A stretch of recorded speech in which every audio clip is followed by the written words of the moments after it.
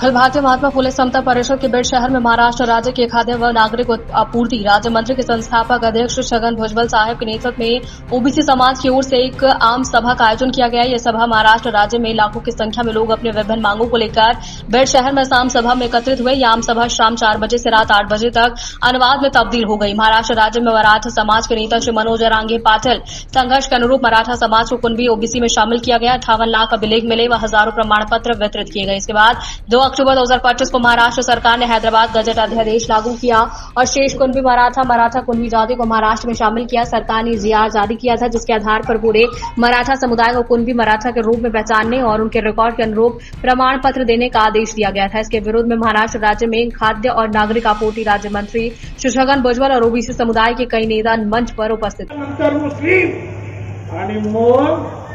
जे शिल्लक राहतात ते किती ते मोजा ते मराठा समाज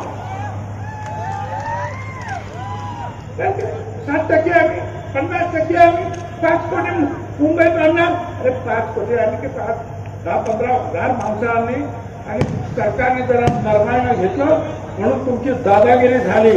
जर पोलिसांना सांगितलं असतं ना यांना जरा बरोबर कामाला लावा तर एक रात्र थांबायला पाहिजे होतो। एक रात्र सगळा रस्ता तर पोलिसांनी मुंबईच्या साफ करून टाकला होता। आणि हे कोण होते हो?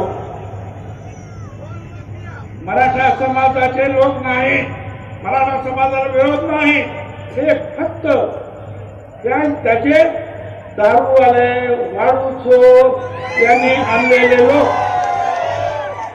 त्या दरिंदे पाटलाने आणलेले त्याचे ते लोक काय हे दोन घातला।